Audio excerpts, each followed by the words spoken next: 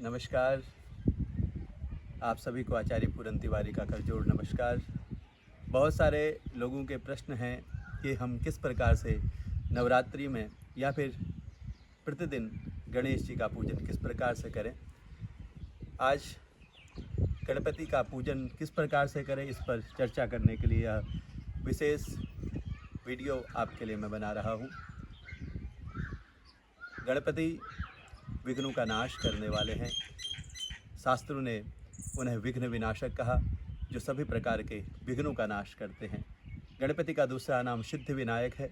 सिद्धि का अर्थ है सफलता, विनायक का मतलब देने वाले, जो विघ्नों का नाश करते हैं साथ में सफलताएं देते हैं। तो हम अपने जीवन के सारे विघ्नों का नाश और सभी प्रकार की सफलताओं को पाने के लिए जिस स्वरूप का पूजन करते हैं वह है भगवान गणपति का।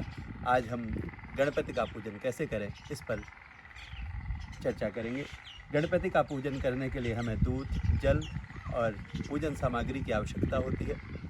शास्त्र कहते हैं किसी भी पूजन को शुरू करने से पूर्व एक सुखासन, एक अच्छा आसन पे आप बैठें। उस आसन पे बैठ के भगवान गणपति का ध्यान करें। जिस भी देवता का पूजन कर रहे हैं उनका ध्यान करें। हम गणपति का पूजन कर रहे हैं तो प्रेम से गणपति का ध्यान करें।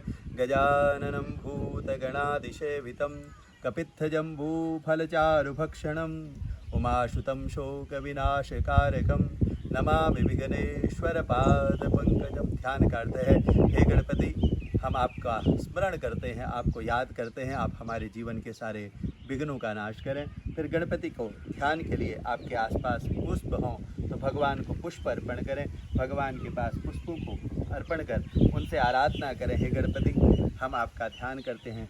और आसन के लिए भी पुष्प ही आप अर्पण करें। उसके पश्चात आप जल से भगवान का अभिषेक करें। भगवत गणेश जी के अभिषेक के लिए पहले उनके पैरों पे जल चढ़ाएं, फिर उनके हाथों में और फिर सर्वांग स्नान पूरा अभिषेक करें। इस बीच आप ओम श्री सिद्धि विनायकाय नमः या ओम गंग गणपतये नमः इस मंत्र का जप कर सकते हैं। आप अगर गणपति के किसी मंत्र को जानते हैं, जैसे गणपति संकटनाशन मंत्र या फिर गणपति विघ्न विनाशक मंत्र या फिर गणपति अथर्वशीर्ष, इसका पाठ करके गणपति का अभिषेक कर सकते हैं। गणपति का जल से अभिषेक के पश्चात भगवान गणपति को दुग्ध अर्पण करें।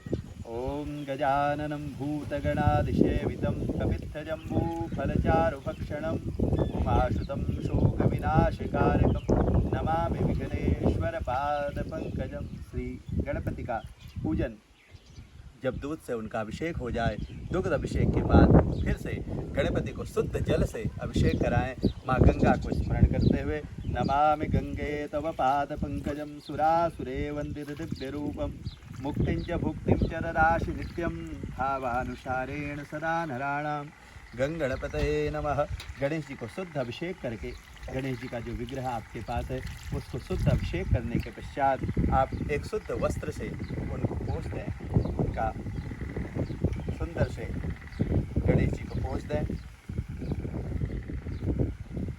जो जल आपने अभिषेक किया उस जल को मस्तक पर स्पर्श करें और फिर उसके पश्चात उस जल को आप अपने घर पे भी छिड़क सकते हैं या फिर आप आसपास कोई नदी या फिर ऐसी जगह पे जहाँ उस पर पैर न पड़े, ऐसी जगह पे उसे चढ़ा दें।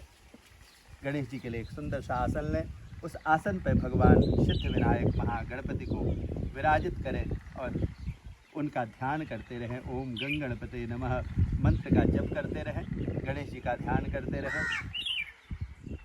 भगवान के अभिषेक के पश्चात जो विधियाँ आती हैं उसमें सबसे पहले आता है वस्त्र। भगवान गणपति को वस्त्र चढ़ाएं। आप चाहें तो भगवान गणपति को जो उनके वस्त्र हैं वो चढ़ाएं। ओम गणेशाय नमः वस्त्रम अर्पयामि। गणपति को वस्त्र अर्पण करने के पश्चात गणेश जी को यज्ञोपवीत, जनेऊ जिसे हम लोग कहते हैं, इसके मंत्र हैं। अगर आप मंत्र नहीं जानते तो ओम गंग गणपतये नमः कह के इस गणेश जी को जनेऊ अर्पण करें और जो पुराना जो यज्ञोपवीत है उसको निकाल लें। जीर्ण यज्ञोपवीत का परित्याग करेंगे नए यज्ञोपवीत को पहनाने के बाद।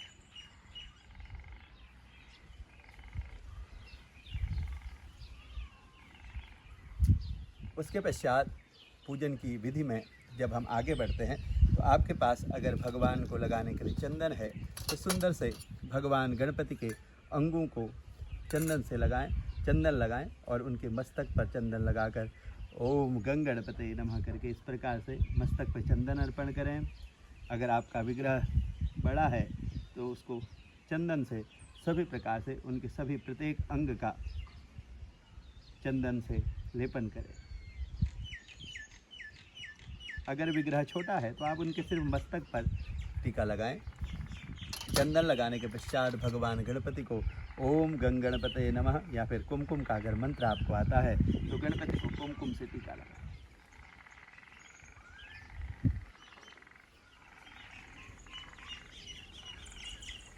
इस प्रकार से गणपति को कुमकुम से टीका लगाएं और मन में ओम गंग गणपते नमः इस मंत्र का निरंतर ध्यान करते रहें। गणपति को कुमकुम लगाने के पश्चात शास्त्र कहते हैं अक्षत चढ़ाना बहुत आवश्यक है, क्योंकि अक्षत की विशेष खासियत ये है, अक्षत जो है वो टूटा हुआ नहीं होना चाहिए। जो चावल आप यूज करें वह खंडित नहीं होना चाहिए। अक्षत में पूरा चावल होना चाहिए। अक्षत गणपति के मस्तक पर लगाएं।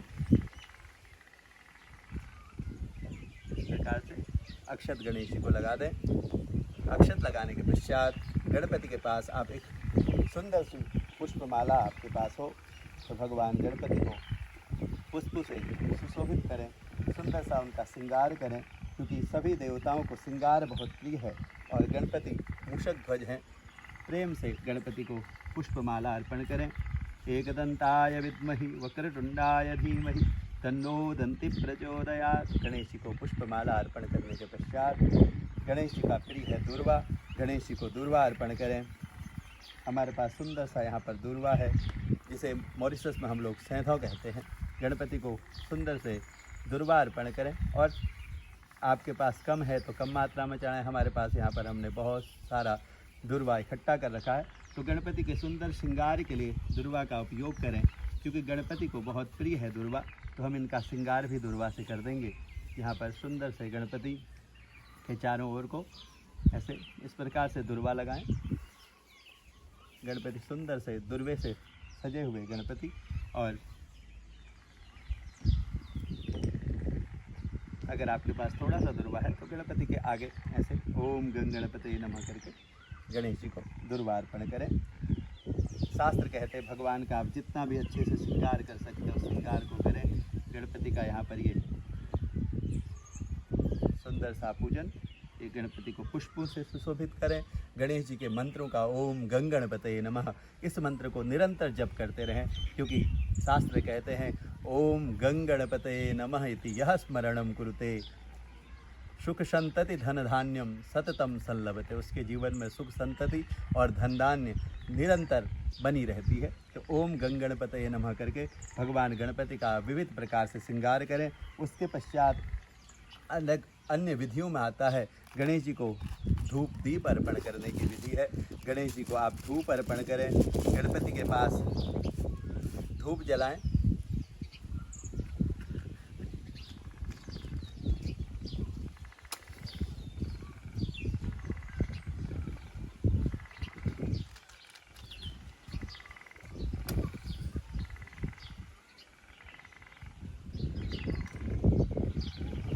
धूप और दीप अर्पण करने के पश्चात गणपति को आप विशेष प्रकार से भोग लगाएं। गणपति के आगे पान के पत्ते मॉरिशस में बहुत आसानी से उपलब्ध हैं। पान के पत्ते भारत में भी प्राप्त होते हैं। तो गणपति को विशेष रूप से फलों से या फिर जो भी प्रसाद आपने गणपति के लिए बनाया है उस प्रसाद का गणपति को विशेष भोग लगाएं। गणपति का भोग लगाने के पश्चात शास्त्र कहते हैं गणपति को किस प्रकार से भोग लगाएं। ऐसे जल से उनके प्रसाद को चारों ओर से छिड़क कर ओम प्राणाय स्वः, ओम अपानाय स्वः, ओम व्यानाय स्वः, ओम उदानाय स्वः, ओम शमानाय स्वाहा इस प्रकार से गणेश जी को भोग लगाएं। उनसे प्रार्थना करें गणपति आप हमारे भोग को अर्पण करें, भोग को स्वीकार करें। उसके पश्चात लौंग इलायची इत्यादि भगवान को अर्पण करें और साथ में द्रव्य दक्षिणा का विशेष महत्व है भगवान को चढ़ाने का। उनसे प्रार्थना करें गणपति हम आपको आपकी ही दी हुई द्रव्य दक्षिणा अर्पण करते हैं, आप हमें खूब सारी शुभ संपत्ति प्रदान कीजिए। उसके पश्चात विशेष अर्घ्य की व्यवस्था है।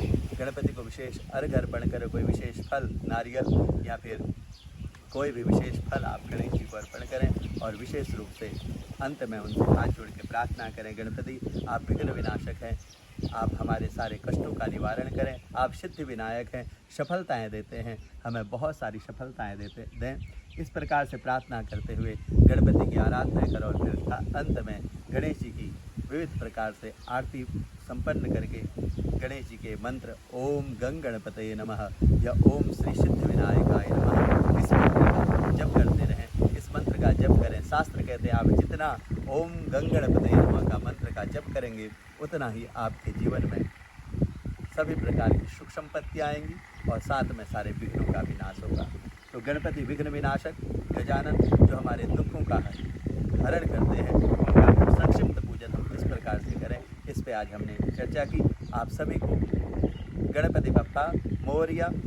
गणेश जी का पूजन से पूर्व संकल्प की विधि है, हम किस प्रकार से संकल्प करें उस पर मैं चर्चा करूंगा। आप इसके लिए अगले वीडियो में ज़रूर इसे देखें कि हम संकल्प किस प्रकार से करें, क्योंकि पूजा की सिद्धि संकल्प से होती है। आप सभी को फिर से नमस्कार। जय श्री राम।